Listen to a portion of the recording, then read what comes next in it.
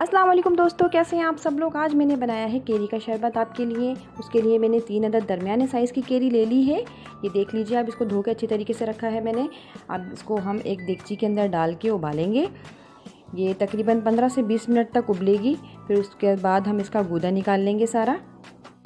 इसको हम शरबत के अलावा खाने की मिठास को ख़त्म करने के लिए लेमन की जगह भी इस्तेमाल कर सकते हैं। ये देखिए, ये उबल चुकी हैं, 15 से 20 मिनट लगे हैं, ये सब उबल चुकी हैं। अब हम इसको निकाल लेंगे। इसको छील कर हम निकाल लेंगे। इसी तरीके से ये पूरा छिलका ऐसे के ऐसे ही उतर जाएगा।